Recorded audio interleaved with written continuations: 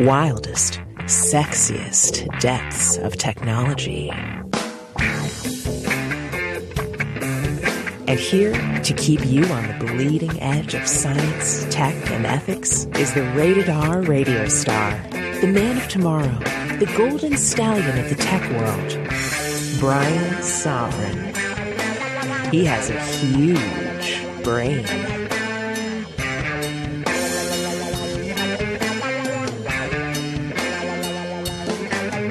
And now, here's Brian.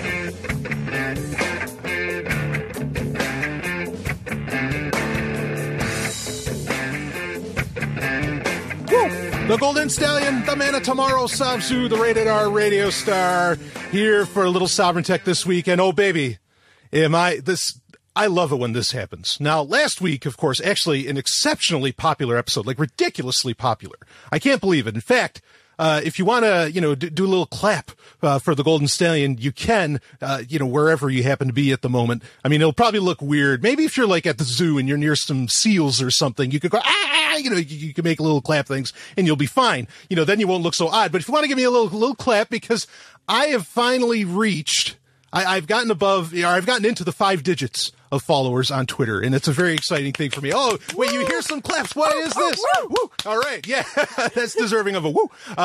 Because last week's episode was just so hot, so popular. People are listening to it, nonstop, and hopefully it'll help take Sovereign Tech to the next level. And maybe this week's episode will as well, because I'm once again joined by the lovely and hyper-intelligent Dr. Stephanie Murphy, who was on last week. Woo! All right. And that was one of the clappers. Then the other clapper, of course, is just the absolutely real-life sea lion. No, just kidding. But also way better. Joined by someone that's not a sea lion. But it's the embodiment. I mean, she materialized right in this studio. It is Pixel herself, the amazing, the inimitable Paige Peterson. Woo! Right on. Welcome back to Sovereign Tech. It's always great to have you on. Yeah, it's glad to be here. I love it. Yeah, absolutely. She's taken her physical form just for this show. I know, just for today. Yeah. And last night. But. Woo! Always great to have you on. And we're going to, I keep saying this every time you come on the show, that we got to make it happen more often. But I'm really going to make that a this concerted summer. effort. Well, Yep. It's going to be the summer of Pixel. There we go. I like it. Summer of I Pixel. like that. Because actually, Paige, you're going to be joining me. Stephanie, you'll be there too. And I think you may even be helping out as well as far as with, at PorcFest. I will be giving a talk. It's actually called, Reclaiming Privacy, in the Mobile World. And this will be on Friday. That's June 23rd. At 3 p.m. Eastern, I will be giving that talk, and it's going to be on the biggest stage. They asked me, they said, Brian, we'd love to have you, come and talk. And I said, well, it's only if I get the main stage. I didn't say that, but, but they gave it to me anyway, which is really nice. But after the fact, at 4 p.m. on that same day, we're going to do like an hour-long workshop and help people like get all their, get Signal on their phone, all these different things, and just like help them out with, securing their devices and whatever. And Paige, you're going to be helping out with that. Definitely. Yeah. It's kind of like a crypto party, right? Yeah, absolutely. Yeah. I mean, and how could you not, I don't know. I'd be buying a ticket right now if I knew that I could work personally with Pixel. I mean, come on. Yeah. I think I'll be there all week too. Sure. I didn't go to PorcFest last year, but I've been the previous 3 years before that, and it'll be different, I think. But, I'm curious to see how this year shapes up. I am curious, so it'll be good. I think it'll be fun to be outside and stuff too. So. Yeah. So if anyone wants to look into this and they've never heard of it, I'll put a link in the appendix of the show notes for this episode. This is episode 225. Boy, I can't believe that either. 225 episodes of this damn show. Woo! Congratulations. Thank you very much. But it's porcfest.com. That's PORC. Pork as in porcupine, not as in porking something. Not as in bacon. Yeah, not as in bacon. Wrong animal. Right. But anyway, do check that out. And if you want to be there, I know already a lot of Sovereign Tech listeners, as soon as they found out I was going to be there, that they are, signing up and they're on their way. And I think that's just very exciting. So it's going to be great to, I'll be there. And obviously a bevy of very lovely ladies will also be along. Which is fantastic. So what about rumors of hosting a live Sovereign Tech? We've not decided that yet, right? Still looking into that. Okay. Whether or not that's going to be a thing. thing. I mean, and I the could last kind of. one you did was very popular. This was 2 years ago. Oh yeah, people were. Yeah, you know, I still have the video. A great guy, and I mean this, genuinely one of those people in the world that I just feel so comforted knowing that they're out there. Ryan Taylor. He actually video recorded that whole thing, and I've yet to really release that. But now that I have the whole Patreon thing and everything, where I get all this exclusive content, I think that's the perfect spot for it. And so I need to finally release that. Because you were there, Paige. MK Lords was there, which everybody, let's say hi to MK. Woo! Hey, MK! Hey, MK! Yeah. Wonderful Sovereign Tech producer and recent guest. She'd been on quite a bit. That's right. And just a, another one of those people, just the wonderful people on the planet. There's not many of them, but she's one of them. In my opinion, anyway, folks. You can feel differently. That's fine. So, yeah, now one other thing to get out of the way is that I also want to say thank you to all the Sovereign Tech listeners for the tremendous birthday wishes. May 12th was my birthday yesterday. I'm now 36, for those that are wondering. Everybody's like, how old is this guy? Is he 120? What's the deal here? And while I do have some gray, I don't have that much gray. And I don't know if anyone's going to be reaching those. Well, no, actually, I think people are going to be living for a very long time in this generation. But regardless, thank you so much for all of that. I'm really honored by, by people doing that. It was really, really sweet and really great. So, all right, enough of that. That's all that stuff. Let's get to talking. We're actually going to get into this is kind of going to be like last week where, there won't be any breaks. We're sort of going to do a single topic show to some degree, later on. But there's a couple things. I mean, when I have Paige Peterson here, who works for Zcash, which of course I am a huge fan of. And if you want to donate to the show in Zcash, you can do so with a shielded address. Not everybody offers that. But you can find that sovereigntech.com if you want to find out about all that.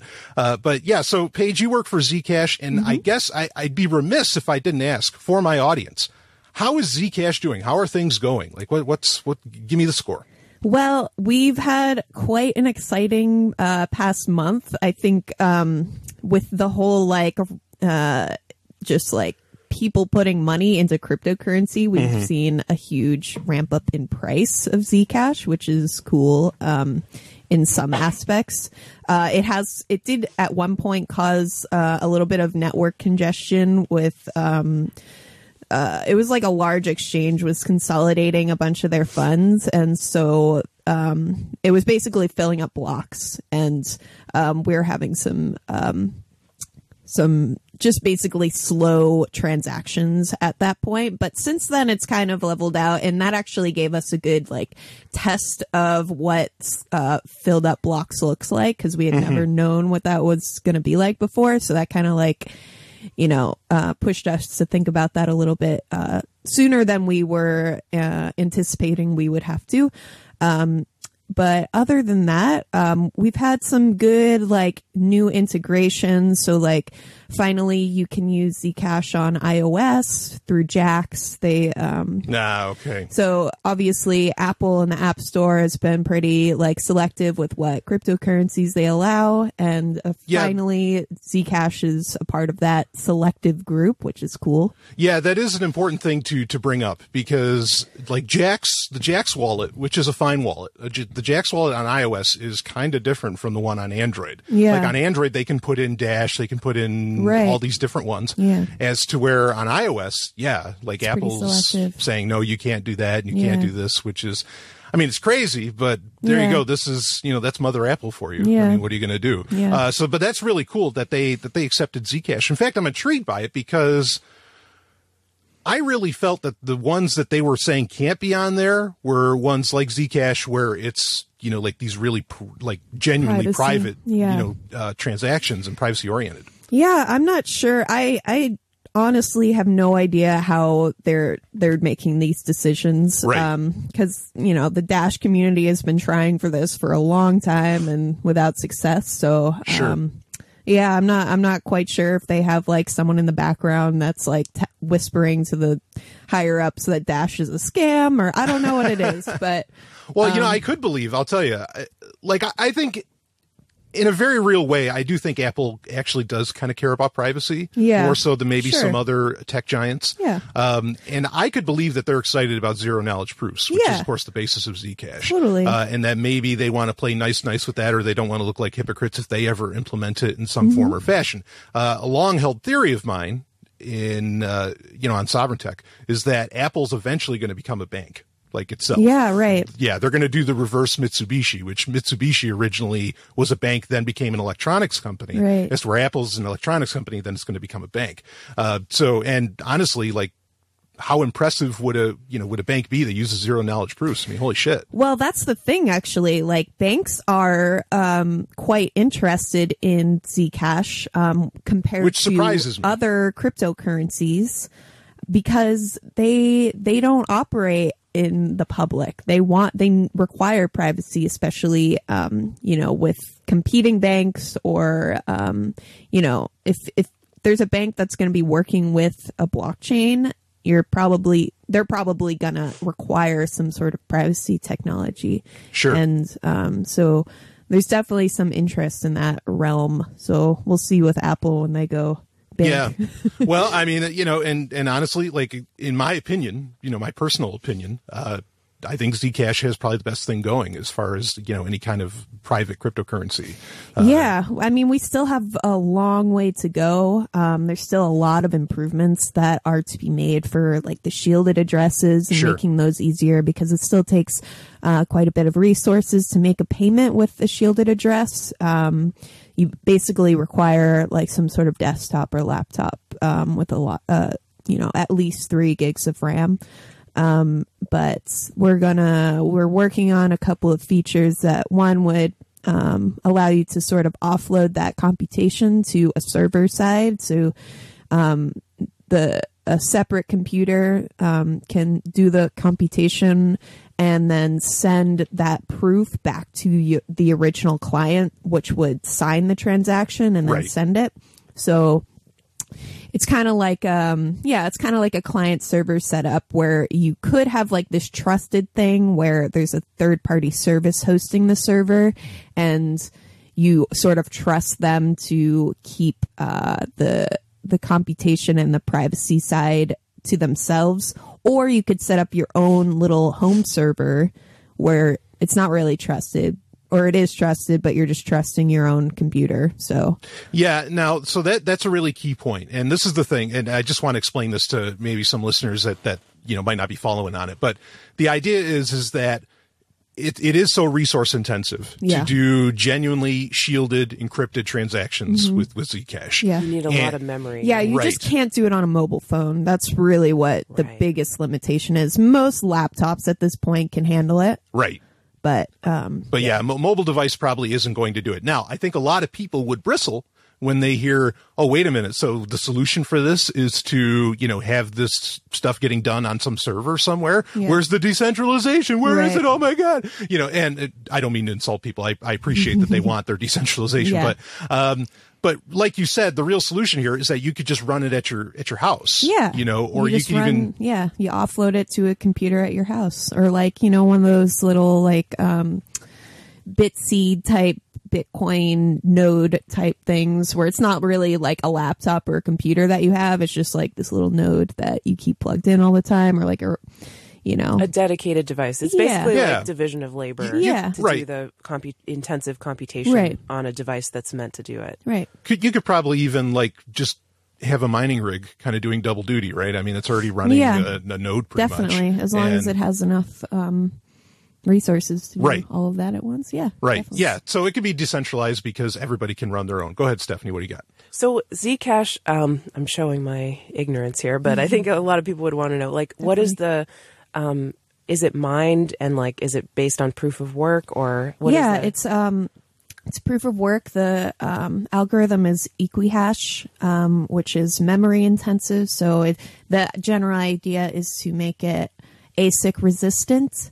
We'll kind of see. We're not like, we were definitely much more confident, say, a year ago before we launched, but we're, with any sort of, like, kind of mining and money making venture, you're going to see centralization. So we're seeing centralization in, like, pools forming, like how Bitcoin has. So that's something that's just such a hard problem to solve. Yeah, so it's a different algorithm than Bitcoin. Right. Yeah.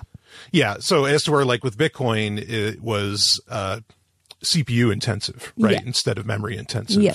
And yeah, a lot of different altcoins and cryptocurrencies have tried to, these different ideas of, okay, well, let's make it more, I don't know, GPU or RAM intensive, like Monero's RAM intensive as well. I mean, there's a bunch of these different ones where they try, and this is all to try and solve that whole issue of centralization, I guess, to a degree. That way anybody, effectively, I mean, because like you'd think with Bitcoin, right, it was brilliant. It's like, okay, so it's CPU intensive and pretty much everybody's got a dual core. So great. Everybody's going to be able to, run their own little node and everything's going to be nice. But then ASICs come along and all that changes. Yeah. So yeah, I think that's worthy to give it a shot, but I appreciate your humility in saying, well, this might not, Yeah. I mean, and honestly, we're not afraid. We kind of like put ourselves in between Bitcoin in terms of development, the Bitcoin core team and the Ethereum core team, where Bitcoin is super conservative and they are very slow to change things and,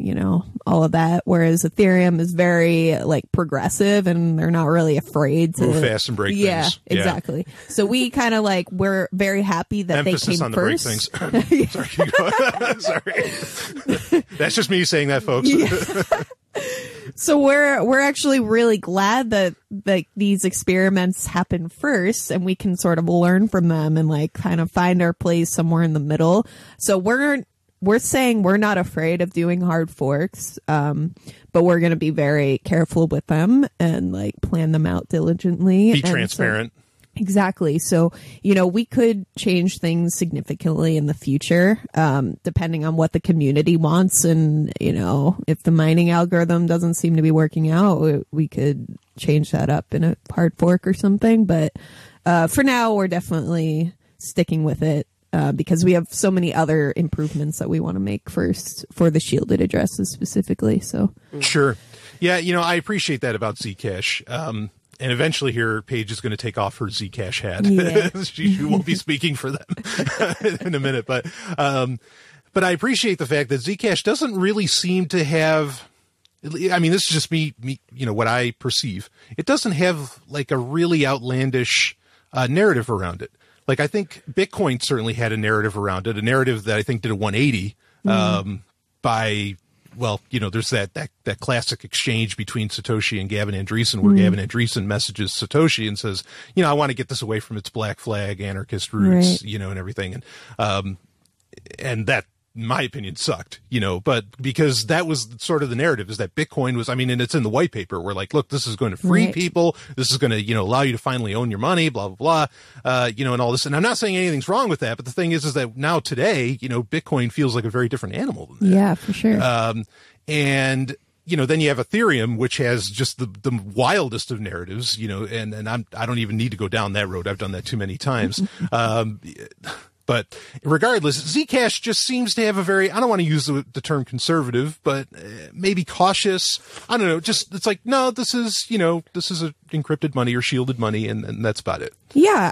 What it is it's just internet money. That's what it comes down to. It's internet money. And for internet money to be successful, you require privacy. You require not being centralized. Yep. And those are the two things that separate Zcash from other attempts.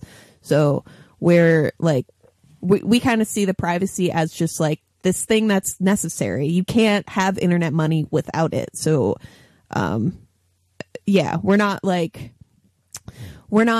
saying one way or the other. Internet money can be used for anything. Obviously you don't want bad people to use it, but you have to accept the fact that it's going to happen and find other solutions to prevent bad people from doing bad things rather than, restricting it from all the good people. So, yeah, and in my own opinion, internet money, I want it to be purpose built. I do not want it to be that's the thing with Ethereum. It's this general purpose thing. And it's yeah, but I'm not okay with that. Yeah. And who's even asking for that? It's we already have general purpose stuff, operating systems and, the internet's infrastructure, so yeah, I like this idea of it being purpose built, especially when literally money's on the line. Yeah. Let's be very clear cut, have that precision of what we're doing here. So I really respect that and I appreciate that personally. Cool. So, Stephanie, how often so you're a co-host on Let's Talk Bitcoin. That's right. Yeah. You, Andreas, and Adam B. Levine. And, I mean, how often does Zcash come up on that show? I'm curious. Almost, I can't remember the last time it did, which, I mean, that's unfortunate, I guess. Yeah. We kind of try to mostly stick to Bitcoin issues. Yeah, that's true. Yeah. Because it is like the name of the show. Yeah. And like the minute we start talking about other coins, sometimes we get people like approaching us like, oh yeah, feature my coin on your show. Oh, that totally makes sense. Yeah. So we kind of mostly stay, and there's been a lot to talk about in the Bitcoin world too, with definitely all the like debate going on and stuff. But I mean, I'm definitely interested in Zcash as well. Cool. Well, an interesting bit of news. Did Coinbase, was it just in the past week or two, they implemented Litecoin? Yeah, they added Litecoin. Yeah, and I think they said it was specifically, I mean, maybe I'm misquoting them, but I think they said it was because they were so concerned about what's happening with Bitcoin that That's actually really interesting because Charlie Lee was the founder of Litecoin. He works for Coinbase, doesn't he? He has worked for Coinbase for years. Yeah. Yeah. And I'm sure it had to be a little awkward, like when they added Ethereum but not Litecoin, to Coinbase. Yeah. And he was working there for years, and they finally implemented it. But yeah, Litecoin has been trying to, I guess the development team has been trying to integrate segregated witness in Litecoin. Right. Because they're trying to basically be like almost exactly like Bitcoin, but like with some small differences that they think will make the big difference in their development, especially. Yeah. I mean, well, throughout Litecoin's history, it's already been faster. It was programmed that way, like to be able to handle more faster as in handle more transactions, at once. Well, it was supposed to be like a shorter time. Originally, the idea behind Litecoin was like, and I don't want to speak for them because I'm not like an expert. I've known about it for a long time. But anyway, the idea, I think, was to have faster confirmations. Yeah, Litecoin. that was it. So they have a block more frequently than every 10 minutes. I think Litecoin's is every 2.5 minutes or something like that. Okay. But the thing is, faster block times, you might get that first confirmation more quickly, but it doesn't gain the security. Basically, it needs multiple more confirmations to have the same level of security. So for example, like a Bitcoin transaction, if you're buying a cup of coffee, you consider it pretty much confirmed after like one confirmation, right? Which means the block that transaction is in is buried back one block.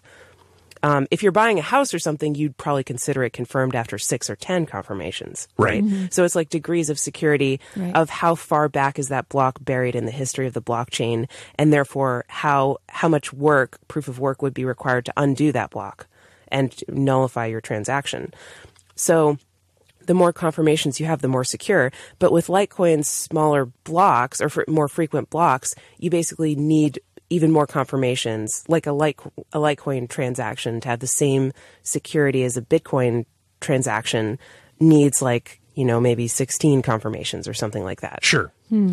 Yeah. So I found it interesting that they started, that Coinbase started taking on Litecoin. In fact, I had said, and this is like one of those first times where I was like, boy, I was really wrong. And I think it was like 2014. And I mentioned this on a Patreon episode recently. And I was like in 2014 on this show, on Sovryn Tech, I was saying, look, I think this is going to be the year of Litecoin or something. Like, I think this is going to be a big deal. And kind of my major point with it was that, well, this can be a test bed for all the things that people are too afraid to do in Bitcoin, like segregated witness or something like this, right? And so I was talking about it on Patreon on the Q&A this week, and I said, I guess maybe I was just off by like 3 years, but it's still going to happen. Like that's cool. Like go ahead, put segregated witness, do all that. I think that's a fantastic thing to do with Litecoin, but now it's interesting that it seems like Litecoin might be kind of the bulwark against really a civil war. I mean, it's almost, in many ways, it's, the Switzerland or the Sweden of World War II. It is very interesting. I mean, how these different, it's a whole ecosystem at this point, cryptocurrency, and it's almost like there's competing species of animals that are evolving different traits to adapt to the environment better. So yeah, I think it's really interesting. And there's I don't think Bitcoin will always be the first one and it'll always be the original. And there's a big, there's something to be said for that. That's very important. but, you know, maybe Bitcoin is the digital gold and there's other coins that serve different purposes in the environment. I'm not like married to the idea that like Bitcoin is the only one. I'm not like a complete Bitcoin maximalist, even though I think it'll always be important and special. Sure. You know, Paige, I'm curious. I mean, so you do a lot of, or you have a presence in social media as far as Zcash goes. You know, I'll put it that way. Like, how often do you have to deal with the, like Stephanie called them, the Bitcoin maximalists, or I think I used to call them the Bitcoin monogamists. Well, like, just to say something in their defense first, really quick. Sure. I get it that, I mean, there have been so many shit coins and scams in the cryptocurrency world. Oh, yes. That I really get it when, as soon as somebody hears about any altcoin except for Bitcoin, they're just like, nope, it's a scam. Because that's easier. That's like an easier way to defend yourself than to try to like do due diligence on every little coin that comes your way and then mostly find out that 95% of them are scams anyway. It's really easier to just dismiss like all other coins, including something like a hard fork of Bitcoin that would create a technically an altcoin or an altchain. So I get it when people have that mentality. Like it makes sense to me that people would get into that mindset. But at the same time, you know, I don't think Zcash is one of those things that I don't think it's smart to dismiss right away without looking into it, because it is based on, you know, this new concept of zero knowledge proof. Well, so just real quick, and I want to, you know, hear what you have to say on that page. I mean, yeah, I respect that. In fact, honestly, I think it is every altcoin, every cryptocurrencies, every blockchain technologies, like it is on them, in my opinion. The burden of proof is on them to prove that they are not a scam. Like out of the gate, they need to do everything that they possibly can, you know, to show, no, this is something for the long haul. This is going to happen. So I can empathize with that attitude too, because every time I hear about a new one, I instantly am looking, okay, you get, you know, what is the evidence that I can look at that it's not a scam? In fact, I get asked a lot of people ask me to talk about various cryptos and blockchain stuff on this show. And I don't want to talk about them on the show because it's almost free publicity. Yeah. You know, for a lot of these things. Now, Zcash is... You don't want to be accused of being like a pump and dumper or something. Right. I mean, even if I rip them apart, even if I talk about it in a negative way, it's still getting it like out there. Any press is good press. Right. Yeah. There's no such thing as bad press. Exactly. Yeah. I mean, now Zcash is different because I've been talking about Zero Coin, which is kind of the original, the precursor of Zcash. I've been talking about that since the show started, you know, back in 2013. I mean, I've been, and you were not on their payroll at any point. Never. Still not. I just thought it was an interesting project. I just recognized, you know, how important this is, and it fit, it, you know, ticked a lot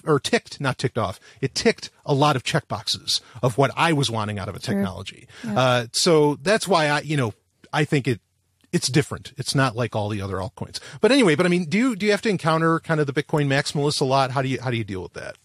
Actually not too much with Bitcoin maximalists. Okay. I think there is definitely some, you know, respect that a lot of people have for Zcash. Sure. And it's like, I think just the fact that it's so new, it's just kind of still, you know, feeling its way and like finding its place in the market. So I actually don't see too much social media stuff about anti-Zcash stuff from Bitcoin maximalists. Most of the anti-Zcash stuff are actually Monero people. Okay. You know, I don't know what it is. I mean, I'm sure there's like a ton of great Monero supporters out there, but like the Monero people seem to be really like harsh to Zcash. That's interesting. Okay. Like compared to say like the Dash community, they seem to be actually pretty friendly and like open and willing to like see what Zcash is all about, or like at least not like bash it every chance they have. It's that bad. It's like, I mean, at least on social media, there's a handful of trolls that are really harsh. And yeah, I don't know. It's kind of a weird thing. I don't know what their problem is, but, yeah. So Bitcoin maximalists, I think, are kind of open to the fact that Zcash is an interesting technology, and I think, you know, we have a lot of reputable people a part of our team. Yeah. I think that's a huge part of it, actually. Oh, yeah. That's the first thing I look at with any new tech. What's the team? We're not gonna, we're clearly not gonna pull a scam on you. Like, if you look at the team, there's a lot of crazy, awesome scientists and, previously, privacy, security, software, decentralization gurus. Exactly. So, I think there is just some sort of reputation that people associate with Zcash. Sure. Yeah, and I'll just say this, to the listeners. I mean, you don't want a monoculture of anything. Yeah. You certainly don't want a monoculture of money. Yeah. And I've brought this up many, many times. Historically in the past, even just 100 years ago, or hell, even just 50 years ago, when there was less government intrusion, you could say, in the market or something, you had more currencies, not less. This notion that somehow, and you could say, well, that's because there was more countries before the world wars or something like that. It's more than that. There was a lot of guild scripts and trade scripts. I mean, all these different ideas. There was literally thousands of currencies, 100 years ago. So it would appear, with the historical evidence that we have, that the more freedom exists within a marketplace, there's more currencies, not less. Sure. So you do not want that monoculture. In fact, there's are you a Rick and Morty fan, Paige? Yeah, I am. Okay. Did you watch the season 3 premiere? Did you see that one yet? No, I haven't. Okay. You got to check that out. It was it'll actually, it's probably best that you haven't seen it because, so they released it on April Fools this year. And everybody thought it was an April Fool's. No, it's not really released, but it was. Oh. But then the thing is, it was a cool episode. But the sad part is they said, yeah, but we don't know when we're going to release the rest of season 3. So it's it's like a big fucking tease, right? But anyway, in that, spoiler alerts, folks. And I guess, do you mind if I spoil it for you? No, okay. It's fine. Okay. All right, cool. So, Rick at the end of it, he destroys this entire, galactic federation by just setting their currency to 0 because they only had one currency. That's awesome. And he just, and the Federation just fell apart because nobody was getting paid. That is so crazy. Yeah. Cool. So it's just, it's a nice analogy or metaphor of look, you never want a monoculture. Yeah. So you want your Zcash, if you want your Monero, you want your Monero, you want your Dash, whatever Bitcoin you want it, you got it. I mean, even forks of Zcash, there's already Z Classic, which and exists. Zencash, right? But Zen, I don't think they're launched yet. Okay. But actually, we were experiencing this weird bug. It was actually a security bug that was some transactions, that had to do with the prioritization code for the client, the way transactions are prioritized, with fees and stuff. Some transactions were causing nodes to crash. So it's like a DOS. Okay.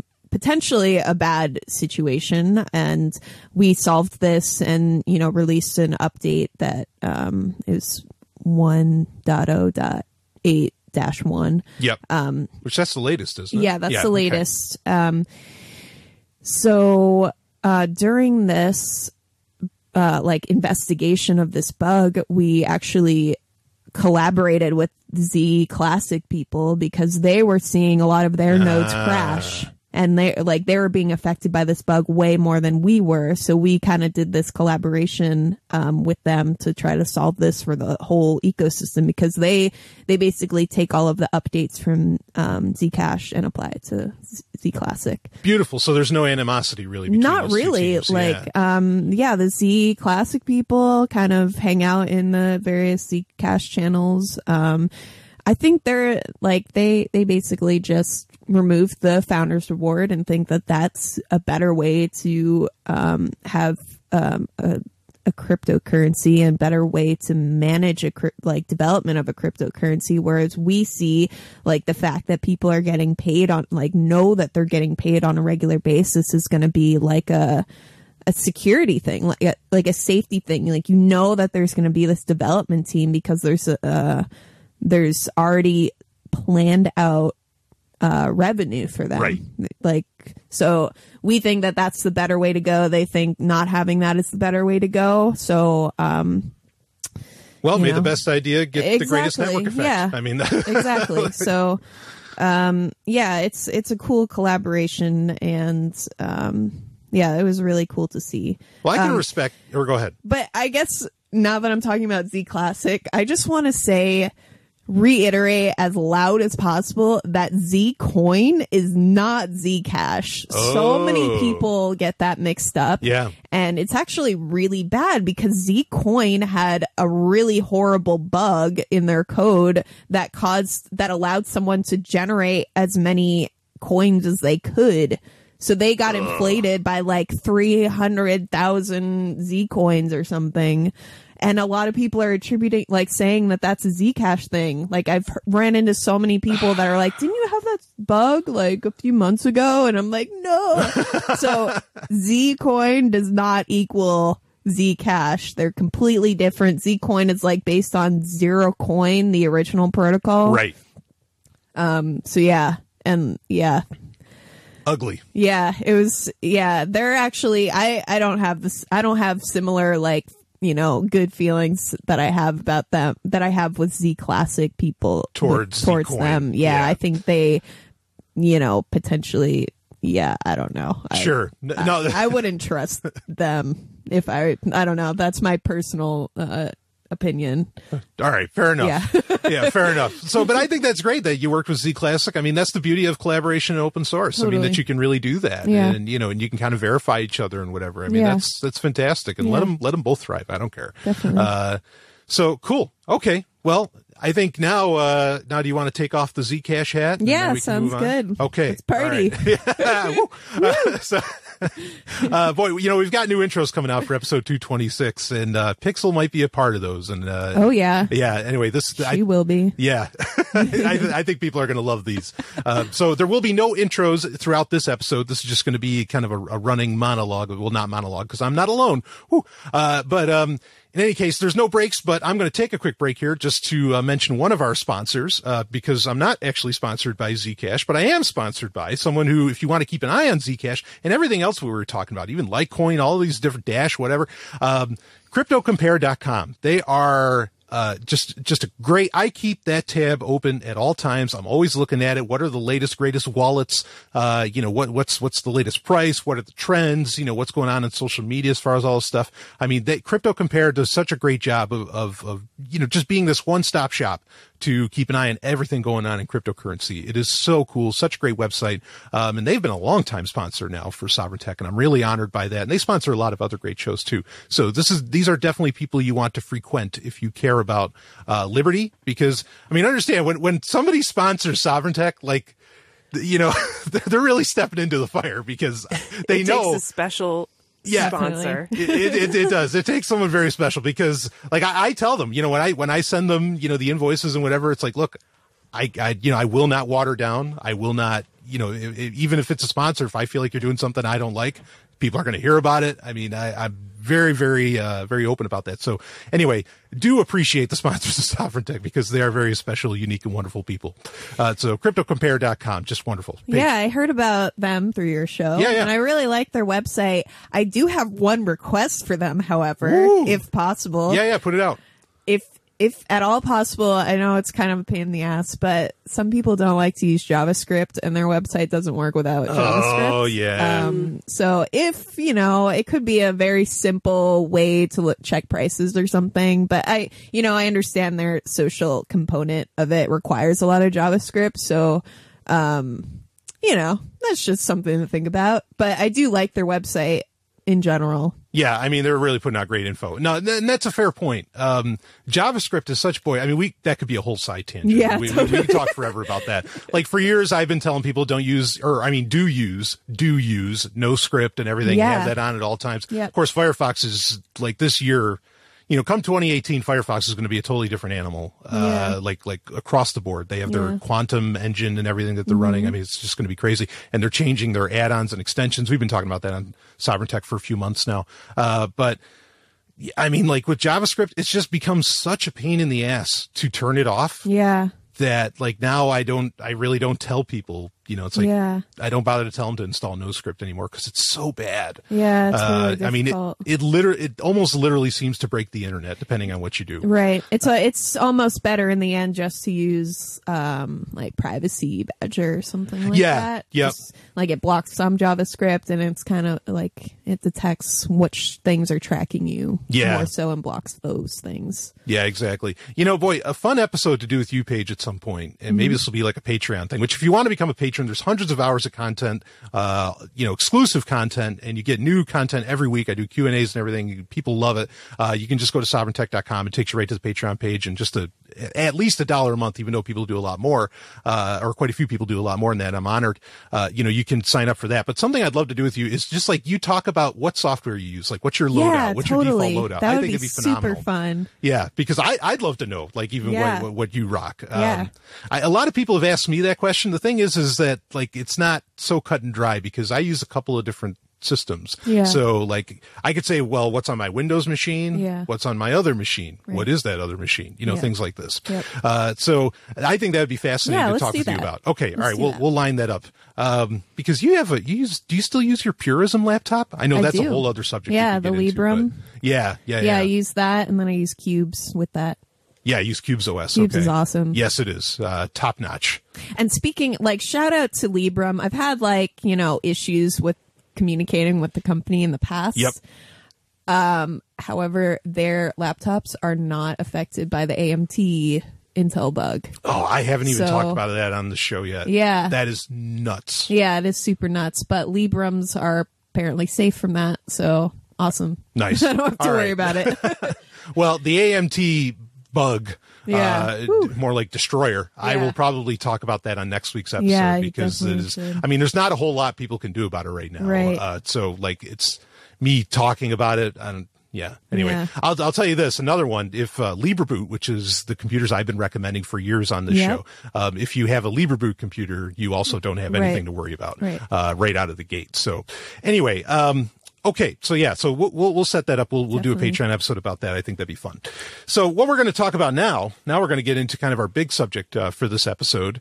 And Stephanie, of course, is here also to join us for this because she brings her genuine expertise. And because you are a PhD, you are a biochemist. And yep, you're as legitimate as they come, if one wants to ascribe to, conventional legitimacy, in academia. And last week, I think your expertise was very helpful, and I'm sure it will be, this week as well. So the subject did you have something? Yeah, no, I think this topic that is coming up today is probably even more relevant to my scientific background. Yes, because you actually worked in developing things of this nature to some degree, right? Or not developing. I did a PhD that had some neuroscience elements of it. It was a PhD in biochemistry, but there was some neuroscience, and I also went to medical school for 2 years. Yes, thank you for clarifying. Yes. So anyway, we're going to talk about drugs. Woo! Capital D drugs. I mean, woo. I think everybody just suddenly did a woo wherever they're listening, and they all look nuts because it's like, oh, we're going to talk about drugs. And so now, notoriously, and Paige, you wanted to talk about this, and we actually last time you were on the show, we had said, I think we were talking about Mr. Robot, the show Mr. Robot. Yeah, right. And we had talked about how we were going to do a show where we talked about kind of the hacker community, and I say hacker with absolute respect. Mm-hmm. And I also do not say the word drugs in any derogatory manner as well, just to be very clear on that. But I have, especially in our circles, be it anarchist circles or hacker circles or whatever, that we run in, I think I have or at least a rare, maybe not unique, relationship, with drugs and whatever. So which usually surprises people. I've handled many Q&A episodes where people have asked me about that. It's like, wait, really? You don't do this stuff or whatever? And anyway, so, we had talked about that we wanted to do this. And so now we're doing it. And I guess to start off, I will, kind of explain my position on drugs in general, and I'll hone down more what we're talking about here as far as drugs. And then we'll open this conversation right up. And sounds good. Yeah. Yeah. So this will be interesting. Yeah. So, first of all, what do you mean when you say drugs? Yeah. When I say drugs, I guess I'm referring to more like Well, okay. So honestly, like I don't even like to take Tylenol. Like it takes a lot for me to even do that. Now I don't. So the definition, the official definition of a drug, according to like dictionary or doctors, is any substance that alters your biology in some way. Okay. All right. Any external substance that you can put in your body and it's going to change something about your physiology. Right. Natural or synthetic. Mm-hmm. Correct. Yeah. So, I mean, obviously I drink copious amounts of caffeine, like a ton of it. In fact, I had some Death Wish coffee. They are not a sponsor of the show. Yeah. I shared some with Paige. Yeah. That is some good shit. Woo, that'll get you ready for Sovryn Tech. I'm sipping on some jasmine green tea right now. Yeah. All right. So we're all heavily caffeinated. So we're all drug addicts. So yeah, I mean, that's an interesting point because usually when people say drugs, people think of illicit drugs or illegal drugs, right? The drugs that the government categorizes as, no, you can't take those. Nobody can have a permission slip to take these substances. Some people think of pharmaceutical drugs where if you do have a permission slip from a doctor, you can take them, but they're very controlled and very regulated and very high standards of quality assurance and stuff. And they're very specific as far as what they do because they have to get through this approval process from the FDA. Right. So people often don't think of things like caffeine and perhaps even alcohol and nicotine as drugs, usually, even though they totally are drugs. Even aspirin is a drug. Tylenol, as you said, is a drug. All of those things, yes, they may be legal and sanctioned in our society. I always joke that caffeine is like one of the most socially acceptable drug addictions. And people have theories about that because a lot of people are addicted to caffeine. What about sugar? Is sugar technically? Sugar, yeah. I mean, I would consider sugar a drug, because it does have the same dopamine releasing qualities as a lot of other drugs. And it can, I mean, that's a fascinating sugar point. Addiction is very real. Yeah, a lot of people are addicted to sugar and carbs. I've been weaning off a sugar addiction that I've had my whole life, and it's been very difficult, but now I feel a lot better. That's for sure. Yeah. In fact, well, right. I was shocked. Like you had black coffee this morning. Oh yeah. Just I like how you like your clothing. I mean, I don't know what the actual. Yes. Yeah. Definitely. I just picked up on that. I don't know what the actual like good amount of sugar, like, minimum or maximum amount of sugar a person should be having. Obviously, it's going to vary from person to person. I do kind of just go along with what the FDA recommends just because it seems like, from like the past year or so experimenting with reducing sugar, that seems like a good level. Like you get a little bit of sugar, you can eat some fruit and like, get sugar from other sources. But is there like an amount of grams of sugar that you try to hit around 25 grams or less a day. 25 grams of sugar or less. What about carbohydrates? Because simple carbohydrates, basically you eat a piece of white bread or rice, it breaks down. I don't eat a lot of carbs. And then the ones that I do are like pretty, I just don't eat a lot of them and they're not. Yeah, they don't break down into sugar as much. Wait, those are simple. So there's carbohydrates in most of the food that we eat. And like vegetables even and everything. Vegetables have it, So vegetables have sugar sometimes, right? Like cucumber has like 1 gram of sugar or something like that. Yeah. Fruits have sugars, but it's all different types of sugar. So like fruits have fructose, which is a different type of sugar than maltose, which is in rice. Or sucrose, which is like table sugar. Yep. So there's different kinds of sugars, but basically the carbs that are kind of like demonized in popular culture, like white bread, like basically anything white and like refined grains, white sugar, white bread, white rice, white potatoes, that kind of stuff is are carbohydrates that are rapidly converted into sugar in your blood and can raise blood sugar in people of like diabetes or blood sugar control problems. So I would say those kind of count as sugar. Yeah. I actually try to hit under a certain amount of just total carbohydrates. Okay. I try not to eat foods that have added sugar in them. And I try to eat foods that are pretty naturally like low in sugars. But I consider like bread and sugar to be the same thing. Yeah. What about like the more complex carbs? Do those convert to sugar as well? Yeah, complex carbs are interesting because obviously it's a spectrum from simple to complex. Yeah. But when people say complex carbs, they're usually talking about like sweet potatoes or Yeah. like natural foods that have some fiber in them, because fiber slows down the conversion of starch into sugar in your body. And fiber also, we're now realizing from science, feeds the gut bacteria in your guts, and that has beneficial effects on your blood sugar, because then they produce, when the bacteria in your guts ferment fiber. Basically, like, your body can't break down the fiber. Fiber is like chains of sugars that can't be broken down by your body because you don't have the right enzymes. But once they get to your colon, those bacteria can break them down because they do have the right enzymes. And when they do break those down, they make chemical messengers like short chain fatty acids that then go to your own cells in your body and tell your fat cells to store less fat, or tell your pancreas to control your blood sugar better. So fiber is helpful for like weight loss and controlling diabetes and stuff. And also it slows down the conversion of just any starch into sugar. So fiber is considered good. And the more fiber a food has, the more of a, quote, complex carbohydrate it's considered. So eat your Wheaties? Is that the message here? No. I don't know, because Wheaties is made of wheat, right? Oh, and yeah. Wheaties is made of whole wheat, right? So it has a little bit of fiber in there from the grain, what is it called? The bran of the grain. There's like a part of the grain called the bran that's like more rich in fiber, and also vitamins, vitamin E and stuff like that, B vitamins.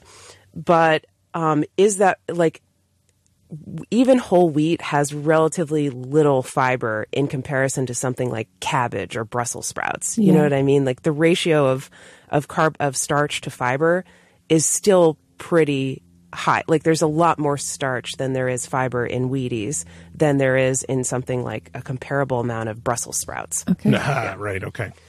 So, yeah, I mean, for complex carbohydrates, I would say like vegetables is what I would go for. Even root vegetables like sweet potatoes or beets, or like even maybe potatoes sometimes, but that's like kind of pushing a little bit into the less complex carbs category. Sure. But some people, for some people, their metabolism is such that they just run a lot better on like a more carbohydrate rich diet, than and more like low in fat. For some people, they run a lot better on like a high fat, low carbohydrate diet. Yeah. And I'm one of those people that does a lot better. And I've done a lot of experimenting. Yeah. I'm one of those people that does better on the high fat, low carb kind of end of things. So that's where I try to keep it. Cool. Sure.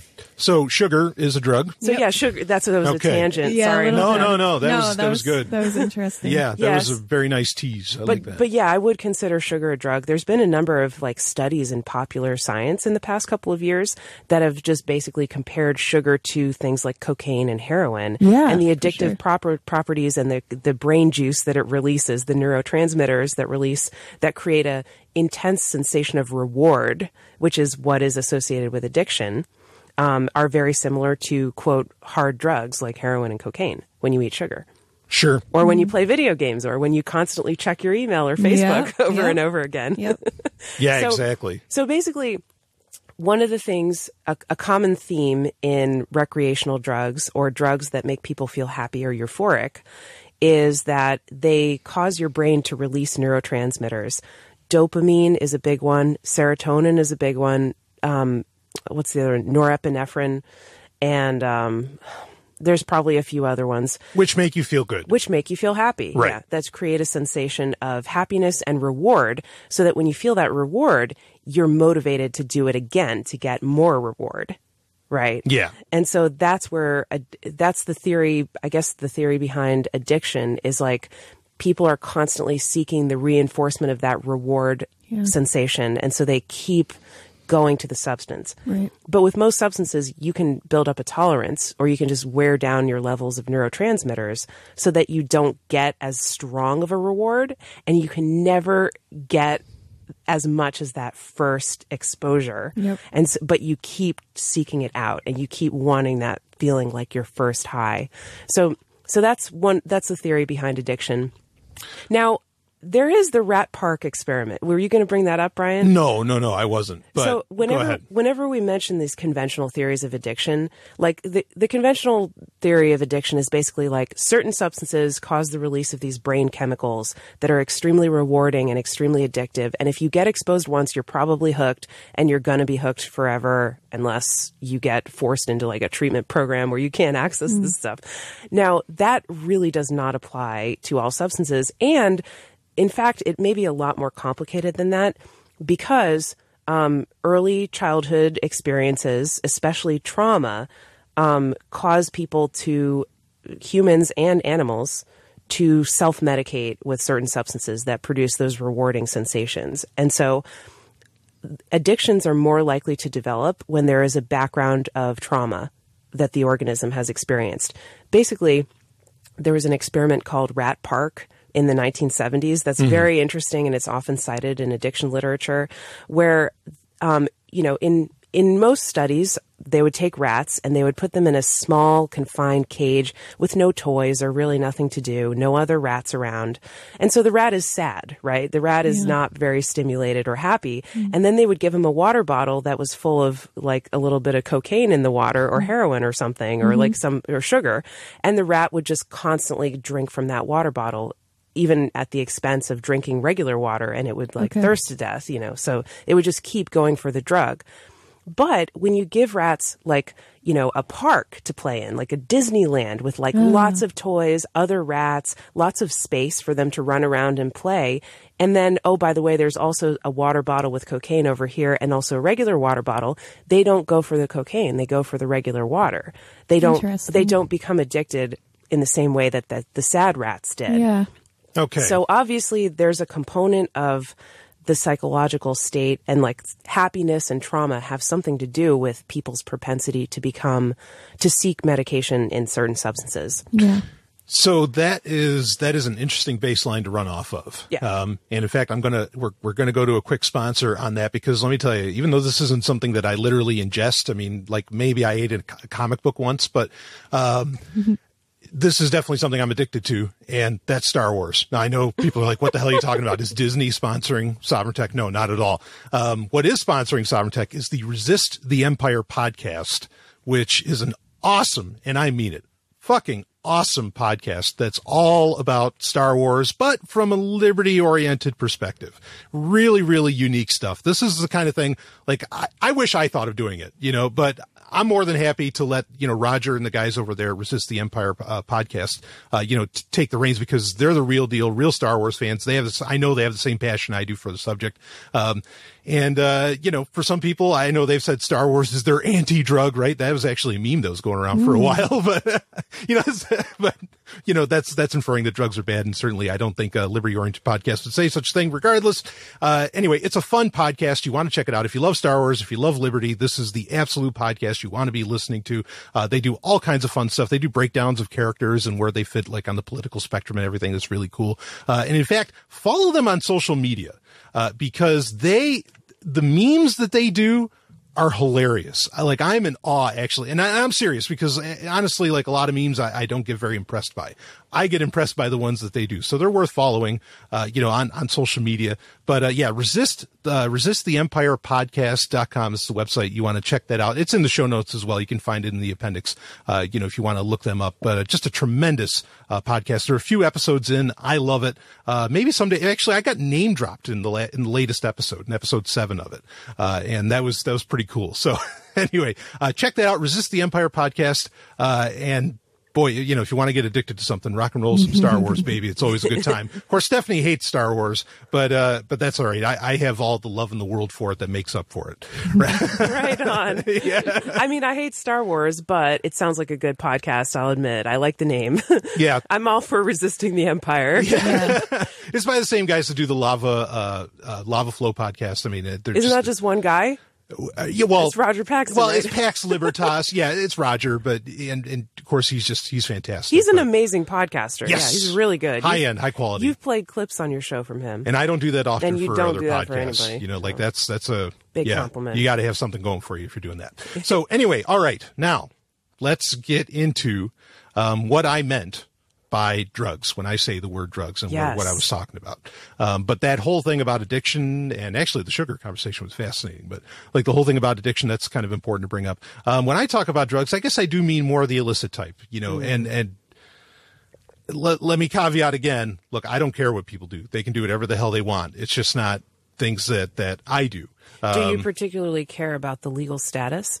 No. Like, do you avoid illegal drugs because you are afraid of getting arrested or something? There's a possibility there's something unconscious there going on, but Yeah. I think that would affect anyone, really. Yeah, consciously or unconsciously. It doesn't is seem going to stop people from smoking pot. I don't know. I mean, for marijuana, like, it just doesn't seem to stop anyone. Right. But That's true. in my- Especially recent days. Yeah. But I guess that's because it's more legal. Yeah, in the public places. perception is changing, but I just remember, like, even before there were any states that had any kind of legalization or decrim, like, people didn't care. Yeah. Just like, well, we've been okay. doing this since the 1970s. You wouldn't like go out into a park and smoke weed, but I think a lot of people are comfortable doing that now. Yeah. Even if it's still illegal. Yeah. Sure. Yeah. So, I mean, the reason I'd say that I don't think it's that big of a deal is because I also don't drink and I don't smoke, you know, cigarettes. Like I don't, and like I was saying earlier, like I'm even reticent to take Tylenol. Yeah. Obviously I don't have a problem with caffeine though, but, regardless, I mean, and Sugar? What about sugar? Are you into that? Do you do sugar? I do sugar? I mean, I can take it or leave it, you know, like Yeah. if I it's wouldn't there, say it's you're- there. I would not say you are a sugar addict. No, yeah. I mean, if peanut butter's a drug, I'm in trouble, but, Yeah, peanut butter's very so addictive. good. Yeah. Yeah. I mean, well, you know, just real quick, like, is cheese a drug? Well, so people say about cheese and also about wheat that they contain certain proteins that break down in your body to these endorphin-like peptides. Endorphins are natural opioid-like peptides that your body produces that relieve pain and cause a feeling of euphoria or happiness, like a little one, you know, not a big one. But like endorphins are what people claim when they get a runner's high. Your body produces a lot of endorphins. Or when they engage in like BDSM, like the sub claims to get like all these endorphins and like this euphoric feeling. So endorphins are like your body's natural happy chemicals. Sure. And people claim that cheese has these proteins that break down into endorphins that will activate those receptors in your body and cause almost a feeling of euphoria like that. So I think you could fairly call cheese a drug. Yeah, and that it is literally addictive. I mean, A little bit, yeah. Yeah, and I know you got to be careful because a lot of people can then suddenly say, "Well, all food's addictive." Like all food, or not all food's addictive. All food's a drug. You know, like All people food could is used as a drug. People Sure. Yeah. use it the way people use food. Some people, and some people have a bigger propensity to do this than others. Yeah, food is absolutely used as a drug. It's used to create a certain feeling. Have you ever heard the phrase comfort food? Well, yeah, what it's do you totally think a of? coping Mac mechanism. and cheese, you know, Yeah. things like that. Like there's a lot of cheese in that, and there's also a lot of wheat in that, and there's also a lot of carbohydrates. When you eat a lot of carbohydrates, your gut releases a bunch of serotonin. Serotonin is like a happy neurotransmitter. It affects your brain. It makes you sleepy. It makes you happy and fat, dumb, and happy, right? After you eat a big meal. Right. So, yeah, people absolutely use food as a drug. Food is a tricky one, though, because with most substances, we don't require them in order to survive. But you can go cold turkey on alcohol or any other drug, basically, that's out there. But you cannot go cold turkey on food. You have to eat to survive. So Yeah. what are you going to do? Yeah, absolutely. Yeah. So, I mean, before we get lost in the weed and everything goes up in smoke, I do. So I guess more particularly really what I'm talking about here, and some people could make the case that maybe caffeine does this, and yet I consume caffeine. Like the literal, the mind altering, the seemingly, and I use the word seemingly, reality bending, hallucinogenics, and psychedelics, all this, like those are the ones, and alcohol. I don't do alcohol or smoking either. I think actually probably my, why I never got into smoking, I think it was just so damned expensive. Even when I was young, it doesn't cost as much as it does today, but I mean, that's a damned expensive habit, you know? Yeah. Most drugs are expensive except for caffeine and food. Yeah, right. Yeah. So, and, alcohol. Yeah, sugar is really cheap. Yeah, sugar, definitely.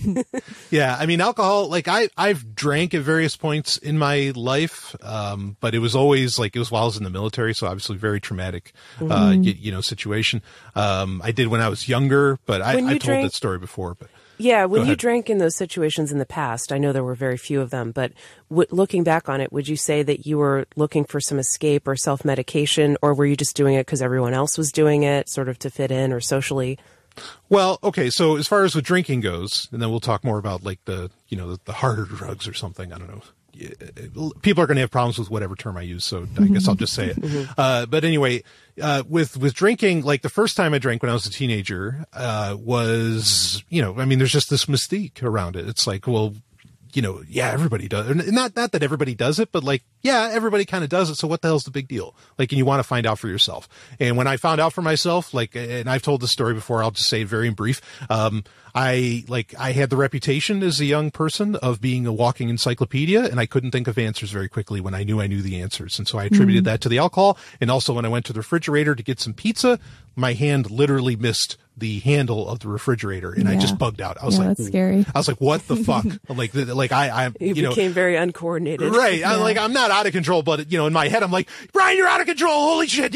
Calm down. Losing all these basic functions. Right. Yeah. Yeah. Like I'm freaking out. Yeah. So, for somebody that, has such composure and anyway, so that was a huge turnoff to me. That's actually really interesting. I mean, sorry to interrupt you. No, it's okay. But I think that's interesting to talk about. Like, I've experienced a really similar thing, like a feeling of panic, of losing basic functions, and like, am I going to be dependent on other people to babysit me? Like, I've basically regressed to a baby that needs to have things done for me, and I don't like that feeling at all. Sure. When I was drunk or something. Loss of self-control. Yeah, loss of self-control, Mentally, loss of physically. basic functions. Like, there was a voice in my head that was like, "Oh my God, you're pathetic. You can't even do this. You're fucking everything up." Like, and I guess that's kind of scary to think about. I have this inner taskmaster that says that when I try to relax and have a little alcohol, but right. But nonetheless, it was there, and it definitely put me off from drinking anymore. Yeah. I mean, I don't think the main thrust of this conversation is going to be alcohol. So we can get off of this in a second. But I mean, that was kind of my turnoff with alcohol. It's like, I don't like not having control. Mm-hmm. And what was your experience growing up with drugs? Like, did you see your parents, or did you see a lot of people? How did your peers and your family like use drugs? My parents never, but my older siblings nonstop. I mean, like my brother. What kind of drugs did your older siblings? Everything. Mm-hmm. Everything. Sheets of acid, the whole business. I mean, like there is no. It's not like I was never exposed to them, or I didn't know what the hell they were. So that was a big part of it. I mean, the other thing with alcohol, and this is the last thing I'll say on alcohol, was that, and I'd love to have the conversation with people at some point about this, and honestly, especially women, is like, I find the issue of consent when one is drunk, or even with drugs in general, like where I feel like there's got to be a point where consent goes, like a person really can't consent anymore because they're so trashed or something like that. And I don't mean that as disrespect. I'm just saying, like, you're not in the same frame of mind that you normally are. Yeah. Let's talk about this. Like, at what point is it no longer consent? And like, because I don't think that's a very easy answer, but that's a whole other conversation. Oh yeah. I've had some interesting experiences with that. Yeah. Sure. Right. That I worry about. So that's another, for me, another knock against, messing around with it. But I totally get why people do it, especially, I mean, women, especially, like, society has them so repressed. Like, I totally understand why maybe they want some kind of social lubricant of some kind. Yeah, I definitely appreciate like a beer in a social situation. Right. That's for sure. Right. I've actually, like, just to touch on alcohol from my perspective, I was like kind of having a beer kind of every night sort of thing. Like, I've never enjoyed getting drunk. I always like got like nauseous, and like it was just very easy for me to feel very uncomfortable. And from that, I quickly found, was able to sort of determine the level at which I should stop drinking, and was always pretty like responsible with that. Like, you know, a handful of times in college, and, you know, maybe once in the past like 5 years I've had too much to drink. But yeah, it always like because like it ended up affecting me so intensely, and like I got nauseous, it was very easy to be like, all right, I definitely don't want to be there, and like at a certain point just stop drinking. Yeah, right. Whereas some other people don't have that They don't have ability. that cutoff. Yeah, they don't have that recognition of when they've had enough, and if they have another drink, it's probably going to make them sick, or, you know. That's really interesting that you say that, Paige, because that's like one of the defining characteristics of addiction, when people do a behavior even though there are negative consequences that are starting to affect them, but they just can't stop, even though they know that it's going to affect them badly. They just compulsively keep going. Right. Yeah. Yeah. So, so that's alcohol. We can move on from that. Oh, actually, I was going to say, you brought up about the women, Brian, and alcohol. Have you ever heard of a wine mom? Oh, yeah. Oh, yeah. Like a lot of people have. It's a thing where, like, you know, a lot of these like moms with young kids, like they get either alone or with other moms, like they get together and they have wine, and it's like, oh, can't wait for wine. There's even a product that's like, it was on Shark Tank, which is a sippy cup for adults that contains wine that you can bring to your picnic with your kids. Oh, no. And it was like selling like hotcakes. Yeah. And it was made by these two wine moms, for lack of a better. I'm trying not to be derogatory with that, but I'm just saying, like, it is a common thing where the stress of being a parent is so much, and one of the only socially acceptable ways to blow off steam is to maybe get together with another mom who understands what that's also like, and get some wine on board and relax a little bit. Yeah. Sure. Yeah. So the drugs that, you know, I think that more particularly here, again, that we're going to get into, I think would probably be LSD, MDMA, you know, mushrooms, DMT. Yeah. I mean, I could, you know. So you're talking about hallucinogenic drugs that are often. So why are those drugs grouped together and called psychedelics, Paige? Do you know the answer to that? I think, I don't know if there is like a scientific answer or anything like that. But I think it's just the effect, more the dramatic effect and change of perspective that people have. Like, you know, you're going into a different state. Whereas with like cannabis, like, you get a different perspective. But you kind of like are still able to ground yourself in most situations. And like most people are able to like even like smoke a little weed and go for a drive. Like most people are not gonna like be like completely out of it, right? And, like, you're not going to see a white elephant charging across the road when there is none. Or purple wombats in the bathtub. Sure. I mean, and I also, you know, I don't, you know, smoke marijuana or anything like that either. Like I just don't do any of that. I'm other than, I guess, caffeine, and depending upon cheese and sugar, how we want to define all that. I mean, like, I'm an absolute teetotaler. Yeah. I'm not a cannabis consumer, but does cannabis cause a sense of time distortion ever? Like time is passing more slowly? I think it depends. I know there's different strains of it. Yeah, there's different psychoactive. Certainly different strengths. Yeah. Sure. I wouldn't say it's super intense compared to like psychedelics. I guess a note on cannabis is, from my perspective, again, is I used to be a really heavy consumer of cannabis, especially when I first started, like in college time, or, you know, end of high school, starting of college. And, only I would say within the past year that I've drastically reduced it, and I feel way more alert. Like, I basically use it to like be able to fall asleep easier at night. Right. And like, I don't smoke it during the day at all anymore. And I just feel way better. And I know that's not gonna, you know, it's different for everyone, but like, if you are like, just a heads up, if you're a cannabis user and you're just like groggy and stuff all the time, just like try not smoking it during the day. I know it can be hard at first, but just like, I don't know, do something else instead, like drink more caffeine or like kind of offset it with some other drug just to like help you wean off of it. But like, it can definitely really affect people really intensely. Yeah, I mean, that alertness aspect would bother me because like I'm the kind of person that literally I don't wear, I mean, and this might not sound connected, but I assure you it is, at least for me.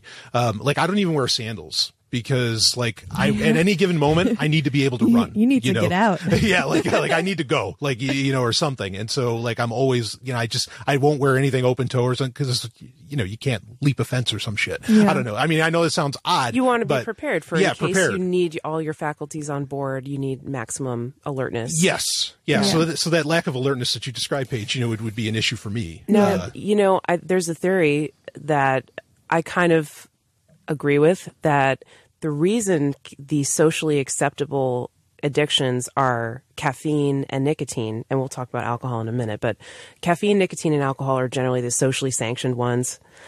Caffeine and nicotine both like hype you up and make you more productive, more focused. And so there's this idea that because of, call it capitalism or whatever, or just the Puritan work ethic or the value that our society places on work, the drugs that contribute to a greater productivity and ability to work are the ones that are considered okay. And then with alcohol, it does not make you more productive. However, it's generally only acceptable to do on the weekends when you need to unwind. And also, alcohol is very good at numbing emotions, especially if you feel sad or feel whatever. It's very good at just kind of temporarily like lobotomizing you. And so I think that's the reason why it is considered socially okay, because so many people have feelings that they want to get away or they want to be able to get away from. Okay, well, 2 quick points on alcohol. One is that historically it actually is a slave drink. Like literally it is something that was, because it had barley and all this different stuff, it was something given to the workers. That's interesting. Like for building the pyramids. I'm talking about real slaves. Yeah. People that were conquered. Okay. Yeah, but you think of like the person who works in a factory, your person in middle America who works in a factory and but they're not slaves. Can't wait to work at a can't wait to go home on Friday night and have a 6-pack of beer, Right, but just because they pay taxes, they're not slaves. Let me make that clear. So anyway, and I mean... No, they're not, but there's elements of that lifestyle that you could compare. Sure. Okay. But yeah. But it being something for the workers, yeah, that makes sense. The second part is that alcohol was a big deal, especially wine, because it was the only safe thing to drink in lots of parts of the world. Right. Like literally the only, water, you didn't dare touch water because you could die, from what you were drinking. So I want to be sensitive to that. I understand. I'm fully cognizant of the history of alcohol, why it's so prevalent. And sometimes it's for a good thing. Other times it's for building pyramids. Another component of kind of the work ethic, which that a lot of people used to use, especially in Mexico and South America, is cocaine and coca leaves, chewing on coca leaves. They attribute a lot of like the Mayan pyramids to being like the workers just chewing coca leaves. It suppresses your appetite, so you don't need to eat as much. I've actually done like coca leaves pretty regularly in the past.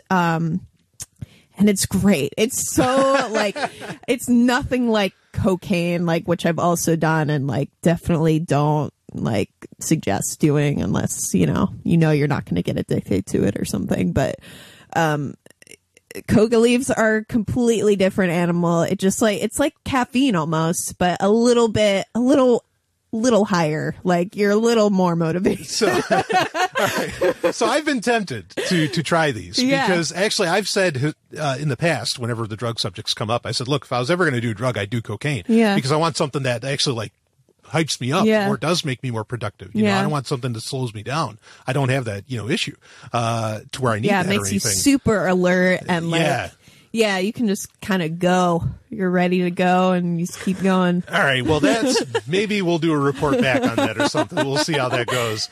But do you need to do you crash afterwards? Do you need to replenish? Those You do neurotransmitters? crash eventually, but at the end of the day, I never replenished. I only did it once. The thing with coca leaves is it's leaves, so you can't eat too much of it or you're shitting leaves. Like your stomach can't process that. So it kind of has a natural upper limit. Yeah, that's Right. Which is interesting. nice. That's very interesting. Yeah. okay.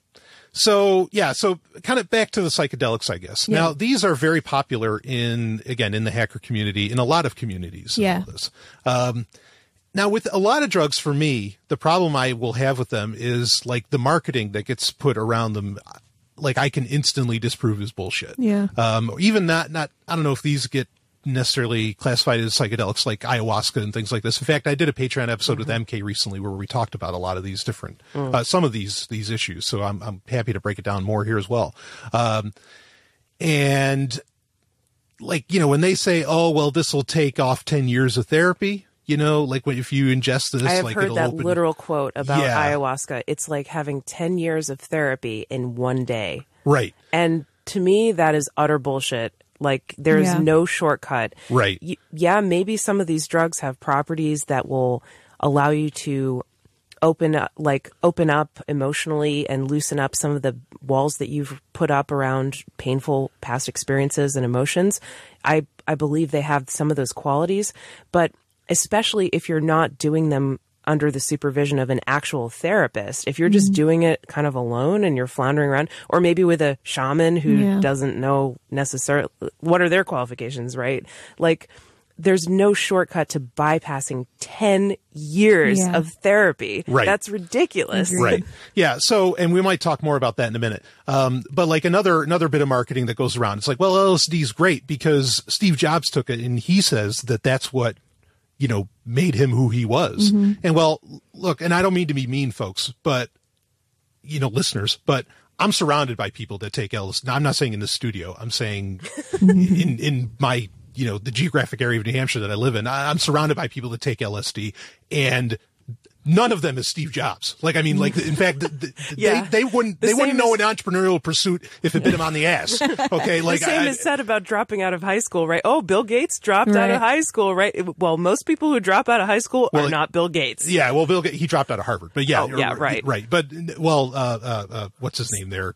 Mark Zuckerberg. No. 2001 Space Odyssey, Kubrick, Stanley Kubrick, he dropped out of high school. Yeah. But anyway, yeah, anytime that marketing just drives me nuts, and when I hear that. And so I when I hear when people tell me those things, and then I'm yeah, but I know that's not true. I can see the evidence that these claims aren't really accurate. So then I'm also not really enthused, to take a lot of these things.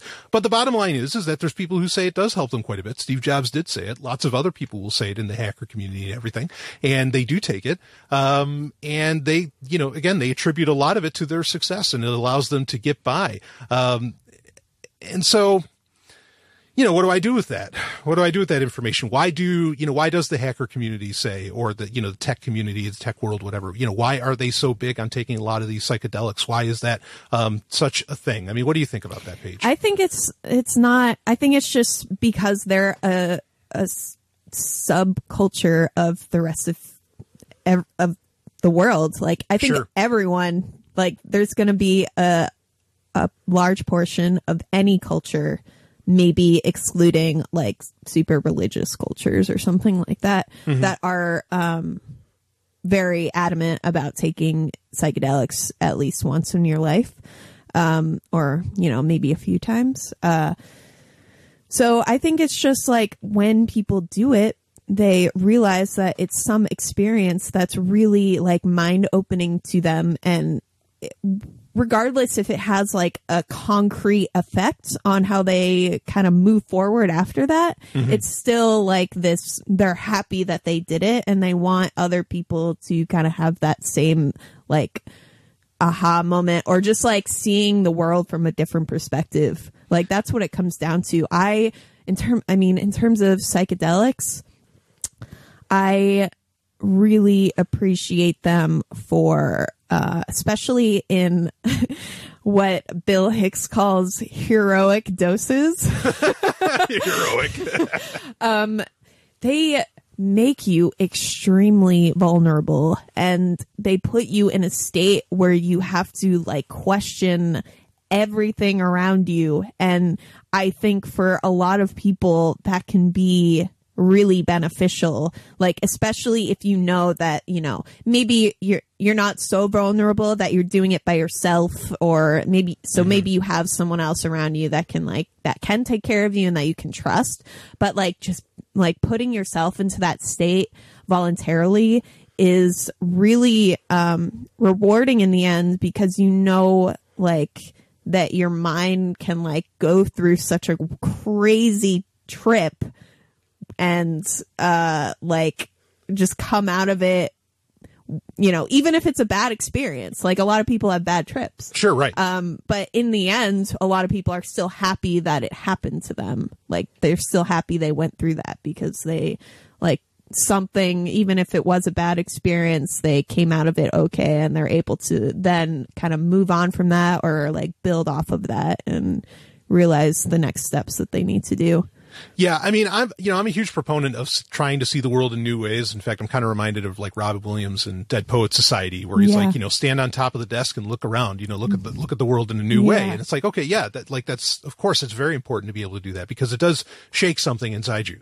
You know, some creative or imaginative or, you know, personal something like wakes up. And I can really understand that for a lot of people, kind of like I was saying earlier, like I understand why, you know, women, you know, maybe have a beer or, you know, or drink or whatever, you know, for that social lubricant or something, because society, culture does put so many pressures on people, that they recognize either consciously or unconsciously or whatever, that, you know, they can't snap out of it. Like they can't even imagine thinking outside of that societally created paradigm that gets put on them.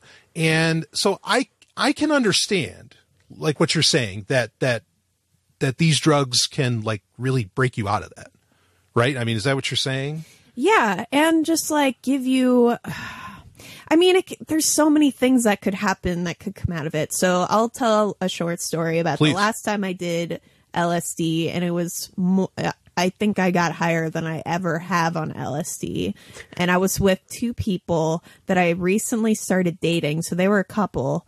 And I was like starting to date them as like a threesome. They were living together. They had been dating for many years, and we were longtime friends. And I was just kind of entering back into the picture, and we just thought we'd give this a shot. And so we all did LSD together, and I had this like crazy perspective where I could see like the energy between us, and I was getting extremely like I was just feeling really, at some points feeling really just insecure about like their strength. Like I could see how strong their connection was with each other, and like me trying to like form my own connections with them, my own energy with them. And like in the end, like during that trip, I like was able to sort of go back to the fact that, oh, like they've been together for so long. Obviously they're going to have such a strong connection. Like, and that's okay. Like, I'm so happy that they love each other that much. And like with that, I think it was just like a good reassuring situation of like, you know, putting myself into this really vulnerable state where I knew that they had a very strong connection with each other. And, and you accepted the fact that yours was still forming. Yeah. And I was able to still come to those terms. And even after the fact, like telling them this story and like being able to develop this conversation around like, maybe that was a suppressed feeling that I was having, and like the drugs kind of like let that come out. That's really interesting. Yeah. Like, let me ask you this. Do you think you could have had that same realization and talked about that with them and had those conversations without the aid of the drugs? Or perhaps. I think maybe it wouldn't have been so intense and so obvious. So visual. Yeah. So yeah, the visual was a huge help. Like I could literally see like beams of light connecting us all. Well, let me ask you about that. I mean, like, and believe me, no judgment in your answer. You Yeah. answer however you feel. Yeah. You know, I mean, yeah. So, like, did you? Was it just kind of like was the trip? You know, was the LSD just like creating a visual of what was going on in your head, or like, do you think you were really kind of like seeing something? Like, what was? No, it was definitely a visual. Like, yeah, it was definitely what I had been seeing in my head, and It was a projection from what was in your head. Yeah. It wasn't. Yeah. Okay. So All right. you're Well- not basically Brian's asking, do you think there's energy floating around between Oh, people no, all the I time, and it definitely- just Well- enabled you to see it? I mean, I Or did it? can sort of believe that there's some sort of like energy attraction between people. Like, I don't know. There's like, definitely- I'm kind of on the fence with that stuff. Sure, Like, sure. I feel Yeah. like, you know, love between people is some sort of like energy force of some sort. Like, Oh, I think there's some chemical and electromagnetism. Yeah. I mean, I think Yeah. that there's aspects of that. Sure. Yeah. yeah. So, Okay. All right. but another thing about LSD is a lot of people say you shouldn't look at yourself in the mirror because it can be really like scary, and like you kind of like see yourself for who you are. And during that same trip, I looked at myself in the mirror and I was like, Bloody Mary, Bloody Mary. no, I'm kidding. I was like, you look so cool. Like, holy shit. Like, your hair is so awesome. And like, I was like flexing in the mirror, and it was like, it was really awesome. Well, then I guess the statement's true, because I think you're an awesome person. That is Yeah. the real you. And I do sort of agree that, like, I've known people that I think actually one of the other people in that threesome, he had looked at himself in the mirror and saw like not a good thing. And I think that's what happens with a lot of people. They kind of I don't know like how accurate it is, obviously, but like if you already have these subconscious like bad feelings about yourself, Yeah. they kind of just like come out and become extremely visual when you're tripping. Yeah, that makes a lot of sense. So it's what I'm getting is that it translates thoughts that maybe have been suppressed or are Yes. hard to access into Yeah. visual images that are impossible to ignore. Yeah, exactly. Yeah. Yeah. That's really interesting. Yeah. And it actually goes kind of together, I think, like what you were describing with the triangle of energy between the three people, Yeah. and then looking at yourself, and you accepted the fact that it was okay. You felt a little insecure about it, Yeah. but then you came around to the realization, but that of course they had a stronger connection because they Yeah. had been together for longer, and that's okay. Yeah. And then you looked in the mirror and you thought, oh, I'm awesome. And so all of that is like self-acceptance coming to light. Yeah. And I thought that was, I think that goes together really well. Yeah. So it sounds like that trip was a positive It experience. was really super intense. I think in the end it actually was too long, like me and this guy. How the long girl, did it last? I think like 8 or 10 hours. Wow. So we That's a commitment. we did it like, it was basically, we stayed up all night. We did it at nighttime.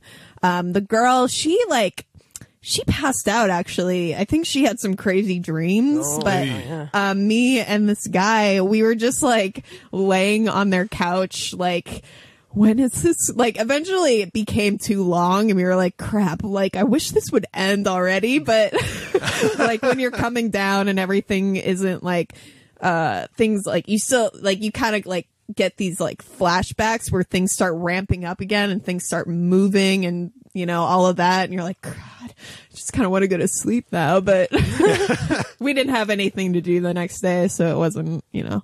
So that was a very beneficial. I mean, that really sounded like a beneficial experience for you. Yeah, In that case. I do think like LSD and mushrooms and DMT is a similar effect. DMT is a little like more intense, but and- shorter, right? but way shorter, like 15 minutes, half an hour.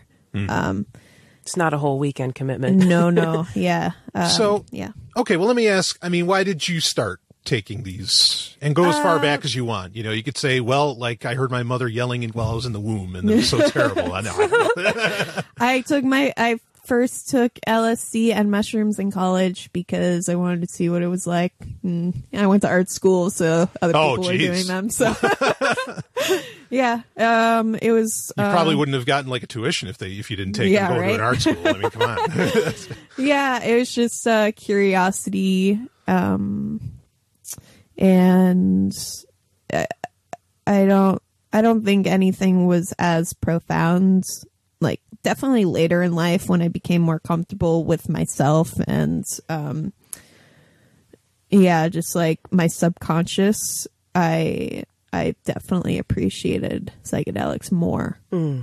Now, would you consider yourself right now a religious person or a spiritual person? No. Can you describe a little bit about your spiritual beliefs or lack thereof? Yeah, I mean, I guess kind of going back to the whole energy thing, I think perhaps there's some sort of like chemical connection between people. But I don't really have any like strong beliefs around that. Okay.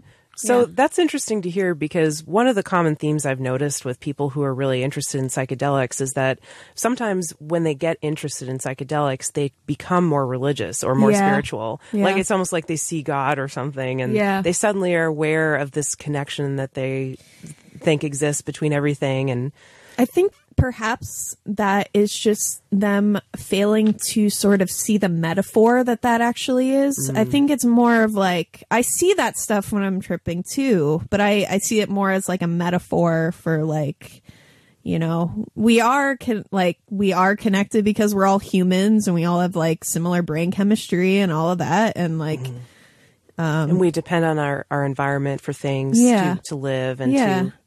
Yeah. And we're social creatures and all of that. So I think people just sort of take that metaphor a little too far, perhaps. That's a really interesting perspective. Yeah, that really is, because, I mean, that's another thing that happens a lot. I mean, you know, there's this old saying that, you know, there's no atheists at raves. Until they leave, then they become an atheist again. We could probably talk about some raves here. That's a different perspective, that's for sure.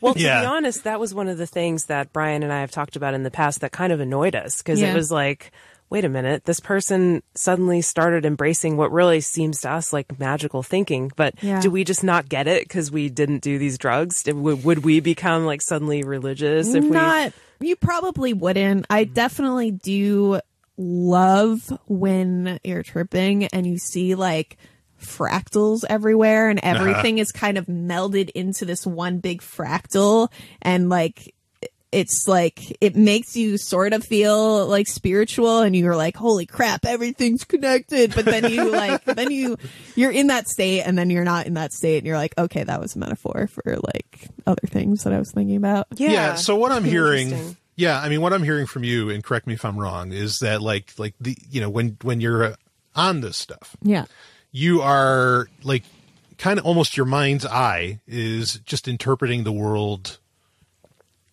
in a way that it almost sounds like dreaming, but not, different. Yeah. Because in dreams there are tons of metaphors. Yeah.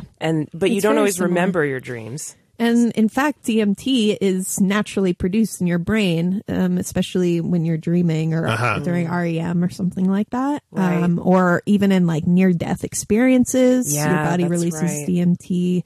So I think there is kind of like a connection between a dream state and psychedelics. And DMT is produced in the pineal gland or the pineal gland. I never know how to pronounce it. I'll go with pineal because pineal sounds a little like penal or penis.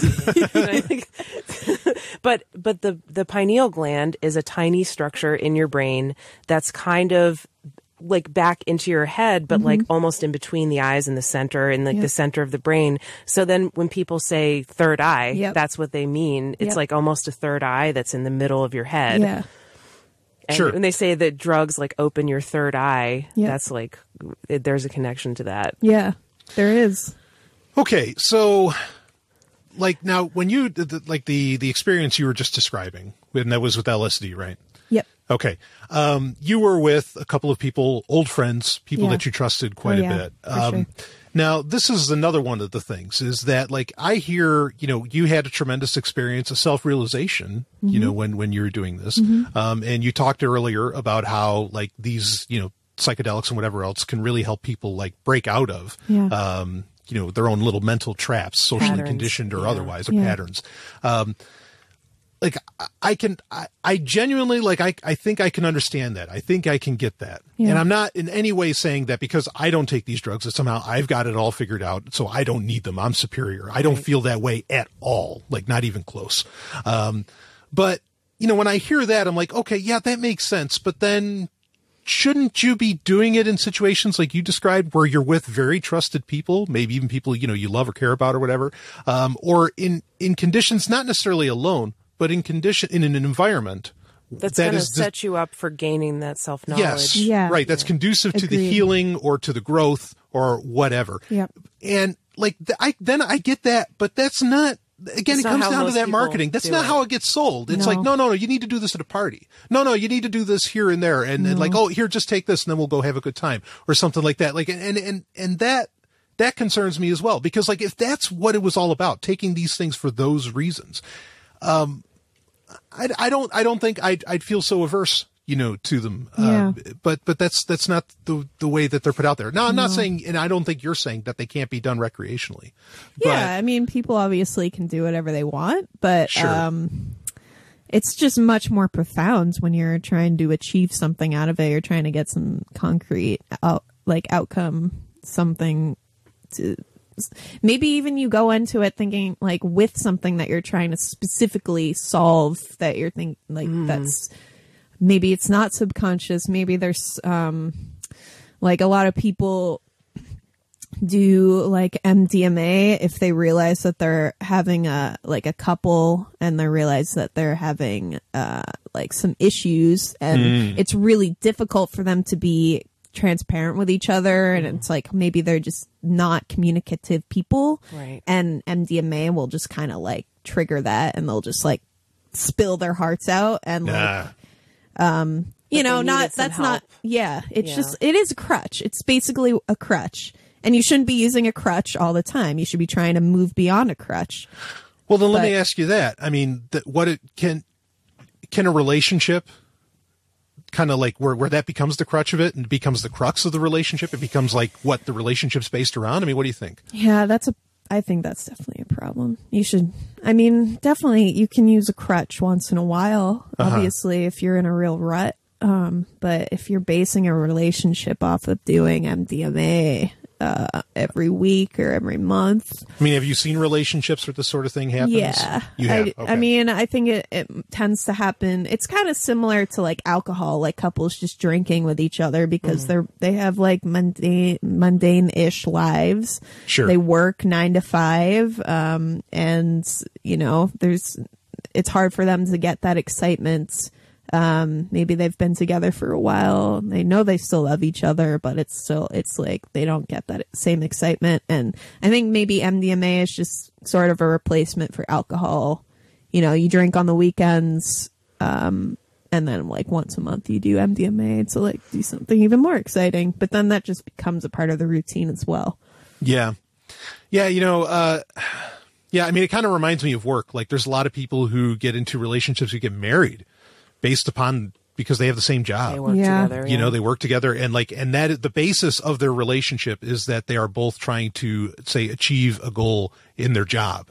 And yeah, I feel like I could see that happening where relationships could not just couples, like friendships and everything Yeah, could be definitely. completely based around a Yeah. drug. Yep. And regardless of whether I think the drug's a positive or a negative thing, like just something about that seems a little. I've always felt really uncomfortable with that. Yeah, I've seen a few situations like that. Yeah, and Paige, I really like the way you're talking about this because I've never quite. It's pretty rare that I've heard somebody talk about approaching drugs with like mindfulness and awareness and like having a specific goal that you want to use them to help Yeah. with, rather than just seeing what happens and doing it for the hell of it. Yeah. And that, like, I had this friend in high school, and this actually has shaped my views on psychedelics quite a bit. I had a friend in high school who I was really close friends with. Actually, I kind of had a crush on her, to be honest, but I never said anything about it. But we were really good friends. We'd have sleepovers and stuff, and I thought she was really cool. And then one weekend, like, she went to some party or something and she did some kind of mushrooms or acid with like a different group of people. And she, like, I remember sitting at the lunch table with her in the cafeteria, and she's telling me about it. She's like, "Oh my God, everything's different now. Like, everything's changed. You just don't get it, and you'll never understand unless you do this too." And then we were like not friends anymore. Oh, yeah, that is really traumatizing. Yeah. I mean, so I was like, what the fuck is this shit? You know, like, take my friend away from me. Yeah, I can see why that would cause some bad perspectives of drugs. But a lot of people do look at it that way, as though they're like in this cool club and like you don't get it if you've never done this stuff. Yeah. And that doesn't just the way my personality is, like, that kind of drives me further away. Yeah, no, I totally understand that. If someone said that to me when I was younger, I'd be like, what? Yeah. Sure. Yeah. And then I was like asking her questions, trying to like, okay, well, how is everything different? She's like, well, I can't even explain it to you because you just won't get it. Oh, that's annoying. Like, okay, what am I supposed to do with that? Right. No. Yeah. That's a sad I mean, what do you think about any of that, Paige? I mean, do you have any thoughts on? I think, that specific story, I think the fact that she thought it was like a total, like everything being totally different was just like being naive and being young. And like, Yeah. if maybe she first did it when she was like 25 or something, she wouldn't have said that. It would have been, it would have been like, whoa, I had this really crazy trip. You wouldn't necessarily, it's hard to describe, but you know, it would be a little more reasonable. Yeah. Well, you know, I mean, you talked about how these are very popular in subcultures, you know, and I think subcultures get created around these things themselves, you know, around LSD or cannabis or whatever. Yeah. I mean, for example, like, well, actually with cannabis, like Stephanie and I had a friend who said that like he had never done, you know, he'd never smoked marijuana or anything before or anything like that. And he finally did. And like his claim was he didn't get it. Like he said, he's like, I didn't just suddenly become a Rastafarian or something or whatever, you know, like he didn't suddenly, his conclusion that he came to, and I'm not saying I agree with it. I'm just saying, you know, the conclusion he came to was that, you know, like all this stuff, like the way that people start talking and everything when they're, you know, when they're smoking and, you know, or whatever they're doing, that he said it's all kind of like made up. Like he didn't feel like that. It's just a culture that they sort of start to absorb. Yeah. Like it's something that existed previously. I don't know. And I don't know what exactly to make of that, but like something like raves, like we mentioned raves earlier, like raves definitely have a culture around them. Well, you know, there are these studies that they do with like college students where they'll give them like a fake quote alcoholic drink that tastes like alcohol, but it's not really, and put them around a bunch of people who are acting drunk, and the people who had the fake drink also start to act drunk. Oh yeah. Like, so the peer group has a huge influence, I think, on, and it's like a way of bonding to all share the same experience of being on a certain substance. So I totally believe that part of the experience is the people you're surrounded by, and also what you think they're experiencing and how like your experience stacks up to theirs. Right. Yep. Yeah. So, all right. Well, I want to talk about rave culture here. Okay. Maybe culture. Rave. What did I say? No, you said rave. I'm just being, because it sounded like rape culture. So well, Jesus, no, we can like say that usually for another when you episode. hear the phrase culture, you know, like anyway. Yeah, no, I mean rape culture. Good point. Yeah. So, but real quick, I just want to take a moment to thank our other sponsor of Sovryn Tech. It's so wonderful to have sponsors, you know, people that appreciate the message that Sovryn Tech gets out there, the conversations that get had. And boy, this is a hell of a conversation, isn't it? Certainly one I never expected to have. But something I think one should expect to, or at least want to have, is honestly some gold and silver. Whew, that's not a conversation. That's something you hold right in your hand, baby. And you can when you get it through Roberts and Roberts Brokerage. This is, I say it every week, but it's the truth, one of the best companies in the world today. Run by a guy that gets it. I mean, he understands liberty, tech, geek, the whole thing. He is the real deal over there at Roberts and Roberts Brokerage. And, you know, we were talking about cryptocurrencies. Hey, if you want to get your hands on this stuff with Bitcoin, you can do that. And why not? I mean, it's a Bitcoin preferred business. Roberts and Roberts Brokerage is just, I mean, phenomenal. So, and they'll even, they'll buy some gold and silver from you. So if you want to go that route, go right ahead. It's a two-way street with these guys. They're the absolute best. So just head over to gold.zog.ninja, or rrbi.co and just let them know that the Golden Stallion sent you. And believe me, they're going to know who you're talking about. They listen to the show. So yeah, Roberts and Roberts Brokerage, just love them to death. Use that Bitcoin, get your hands on some gold and silver, diversify your wealth. That's the way to do it. And, all right, let's, we thank them, of course, for sponsoring Sovryn Tech, another longtime sponsor, and just an honor to have them on board. So we'll get back to the show now, and let's keep talking it up. So we ended off before the break there, we were going to talk about rave culture, RAVE. But I think overall, Paige, I mean, you kind of wanted to talk about, kind of weighing positives and negatives. But I mean, we were talking before the show a little bit, and correct me if I'm wrong. Like it seemed like there was sort of a negative outlook on rave culture, or at least a different one. Maybe not all hunky dory. Yeah. I think it's just more from my recent experiences doing MDMA at raves. Well, how often have you gone to raves, like in your life? Technically only these last two. I don't know, like, what is a rave? I think it's just like electronic music or some sort of like danceable music with drugs, right? Like, yeah, all night. Yeah. It goes all night. Yeah. Well, even then, like a lot of raves these days don't go all night because venues really? Can't stay open. Oh, that yeah, late. that's right. So they end at like 2 or 3 and you call it a rave and yeah. Well, if I can, like, just like maybe 5 minutes here, and folks, we might go a little bit long. So just affiliates, just so you know, we might go a little bit long. Like, so the first time I had ever heard of a rave, I'll tell this little bit of a story, was actually, this would have been 1999, 2000, something like that. Okay. It was really like the first time that I ever like even saw or had any idea what the hell a rave was. Now, the funny way that I found out about this was there was the DVD, and this is when DVDs were really just started being a thing, for the movie Pitch Black with Vin Diesel. Mm-hmm. Great film. I love that. And in that, there was a special feature in the DVD for these, what they called pitch black raves. They were raves that were supposed to give you the experience of like the Pitch Black film or something, right? And I was like, what the hell is this? It's like, I don't get it at all. I don't understand.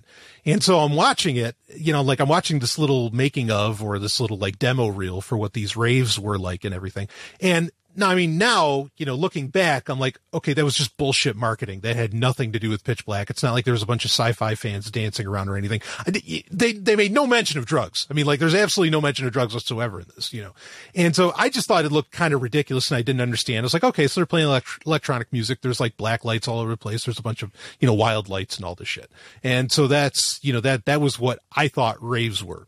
Now, this just added on to a compound problem I had growing up, where I see a lot of people having a good time in various things, like in the 80s or in the 90s, like, you have heavy metal bands and everything, and you watch like their concert videos, which I watched endlessly, and everybody's going wild, and, women are pulling up their, their shirts and everything, showing off their tits, whatever. And I was like, wow, this is freaking great. And the only thing that I'm seeing, understand this, like, you're not even seeing the beer.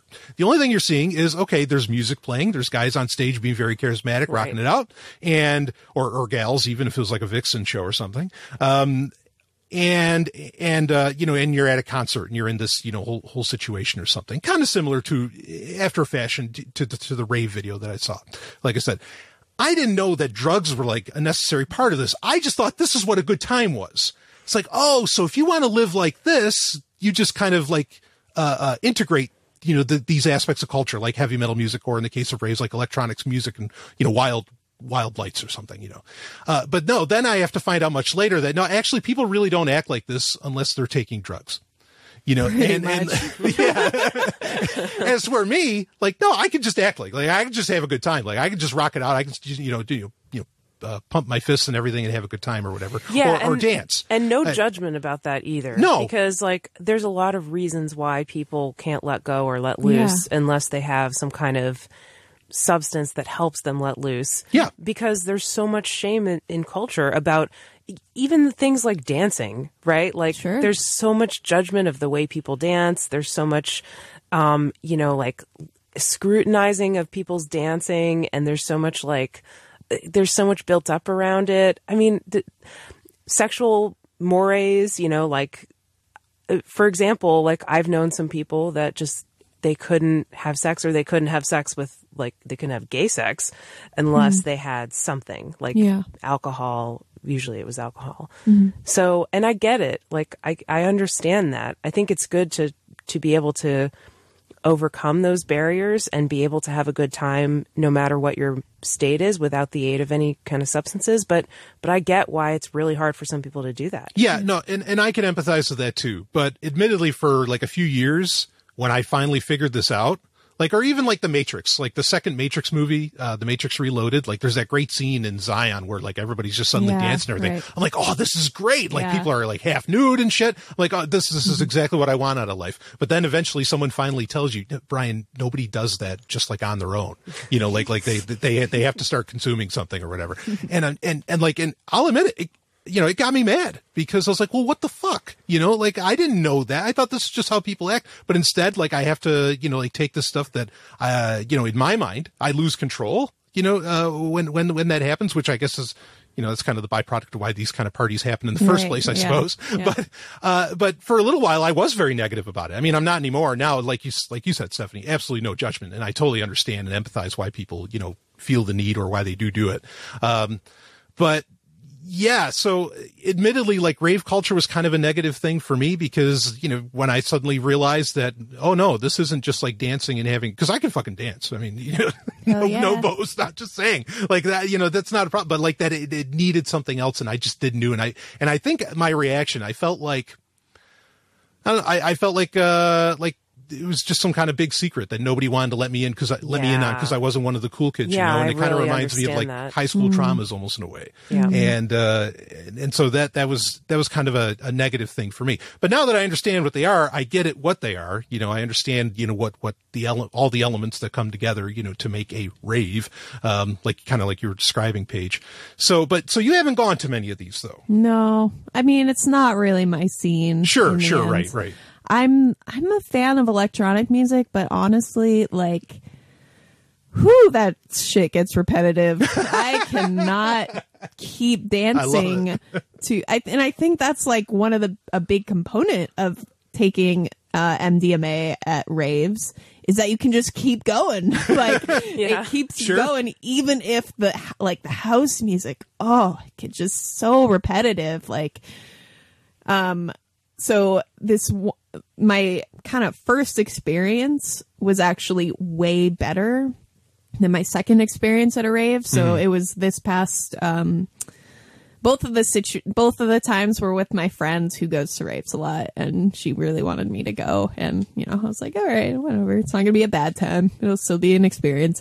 And it was New Year's Eve was the first one. And that was actually really, really fun because the music was, a little less repetitive and more like hard, like a lot more drum and bass, and like you can like stomp around and get mad and like get really like I don't know. It was just like really a lot more dynamic than typical house music. Sure. So that was a really good part of it, and it was also just kind of like my first sort of rave. So it's just a new experience, but both times I realized, like, I don't really know how to say it nicely, but it's just like it's just like the way people act on MDMA. It's just so obviously fake to me that it was like, I could not shake that off, like, out of my head, especially when they do this silly little ritual of like giving each other their candy. So candy is essentially these bracelets that it's are like Mardi Gras. Plastic bracelets, plastic bracelets. People generally make their own and try to make them unique or like have a huge collection. So their arms are just covered in bracelets. And then you do this thing where you like lock eyes with someone, or like someone walks up to you and you like clasp hands with them, and you or them will like move one of their bracelets over the hand clasp onto the other wrist. So it's like supposed to be this really like profound thing, but it's just like you're giving someone a bracelet that's made of plastic, and like they make it out to be this really big Reality thing. settles in. And then like someone did that to me. What about what we had? What we share? The bracelet, man. Doesn't that mean anything to you? And like someone did that to me like on New Year's, and like I just kept thinking to myself, like, this is so stupid. What does this even mean? I was just like, thanks, I guess. So, all right. That sounds absolutely absurd to me as well. Yeah. But, all right. But I want to break that down a little bit. Yeah. Like, so when, a common phrase that gets used to justify a whole lot of things in our present world is, I was drunk.